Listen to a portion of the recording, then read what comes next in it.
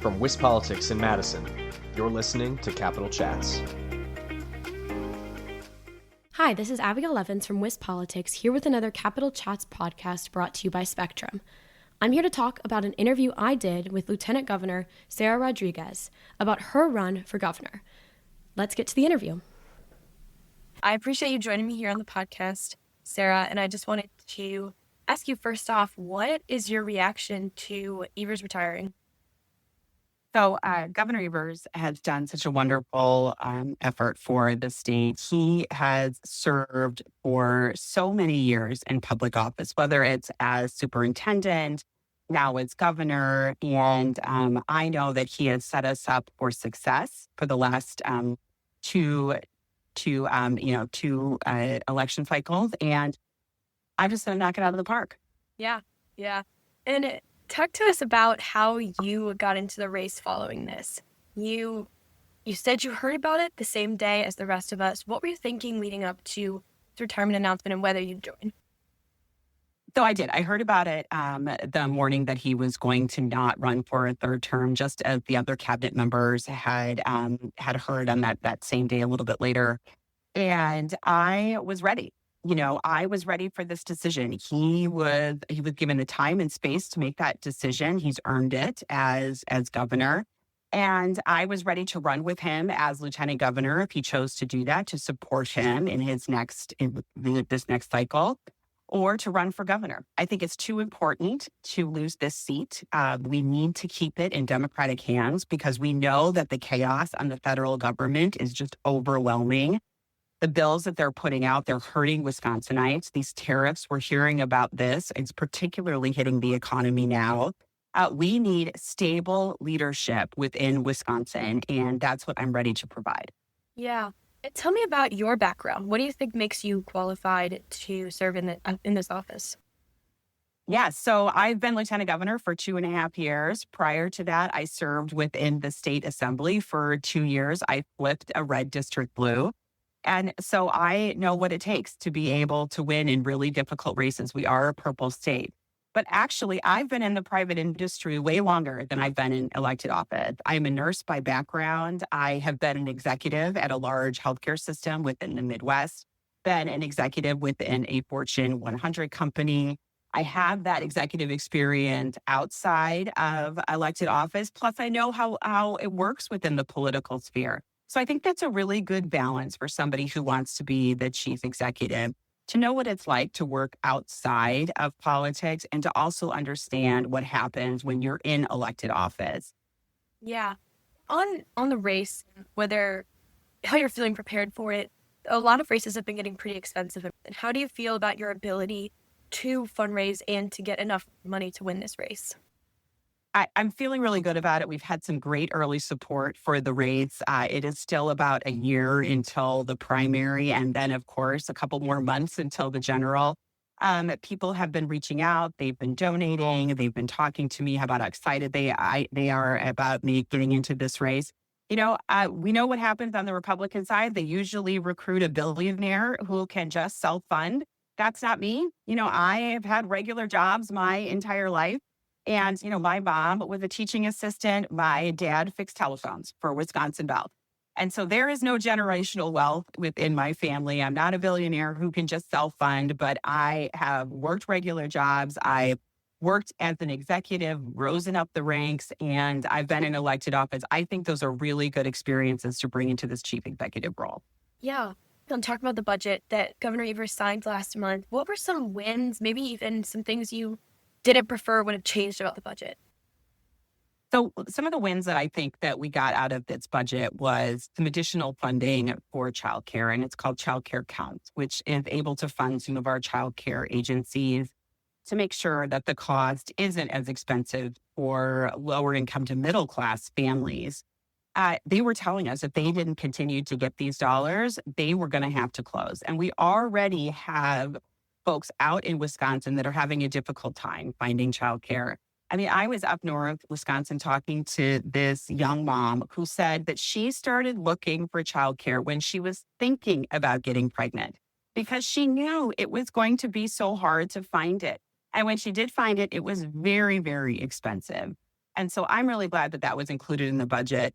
One of the things that Governor Evers and I wanted to have included, which didn't end up in the final budget, was additional funding for public schools. They continue to go to referendum and voters vote to raise their own taxes to support their public schools. So we know that this is what Wisconsinites want, and that's what I'm going to deliver when I'm governor.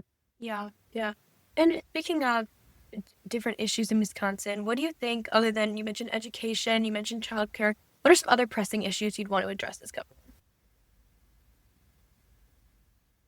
So accessible and affordable healthcare. Again, I'm a nurse by background. We've had some hospitals close within Wisconsin. We know that the bill that they just passed nationally is going to cut Medicaid, and that is going to be devastating for our rural hospitals. Absolutely. And less people are going to have healthcare, which is going to be a huge issue.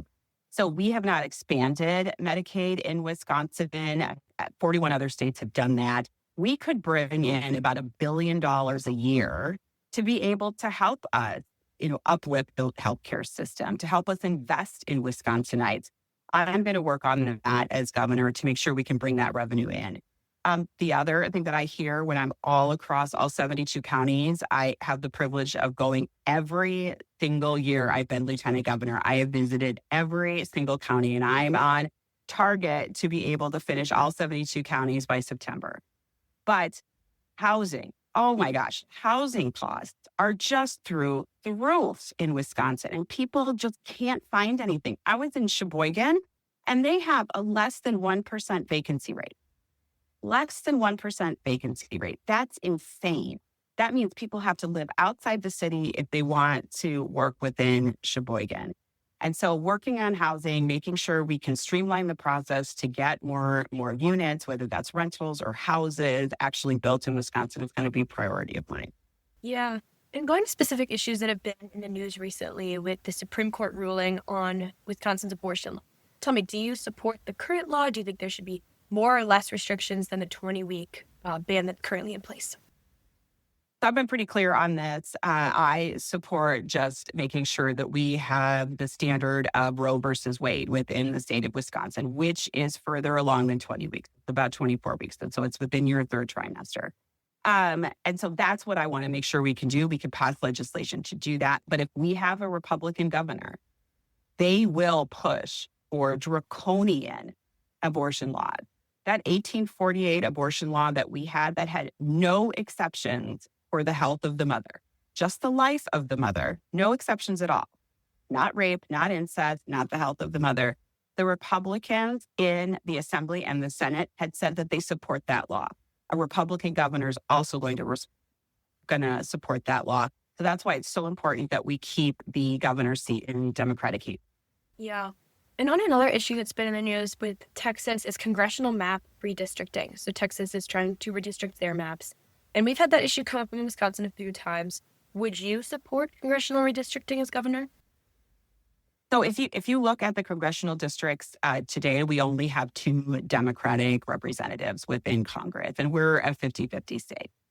So it doesn't quite meet the smell test. That is a way that we should be districting to be representative of what Wisconsin truly is. And so I would be supportive of redistricting here in Wisconsin to make it equitable and fair. What Texas is doing is nothing like equitable and fair. Texas is redistricting mid-cycle to try to give President Trump extra seats.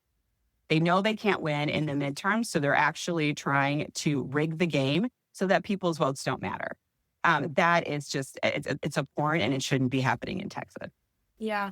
Well, I've got one more question for you, Lieutenant Governor, and I want to ask what you're doing next. So we've launched your campaign, primaries in a year. What are you going to be doing this next year to win Wisconsin voters over and to hear about issues from? So I am going to not leave any county unvisited, any door unknocked. This is going to be all 72 counties, talking to people, listening to them, seeing what they want in their governor, seeing what they want in their state government, and then being able to create that platform that really meets the needs of Wisconsinites. That's what I'm here to do. I'm ready to lace up my shoes and get to work. And that's what I'm planning on doing, is traveling all around the state and listening to folks. Well, thank you so much for talking to me, Sarah. I appreciate your time here. And that's all I have for you. All right. Thank you for having me. Thank you for listening to this episode of WisPolitics Capital Chats brought to you by Spectrum. If you want to hear more about the governor race and the other candidates, you can head to our website at wispolitics.com. For now, I'm Abigail Levins, and thanks for listening.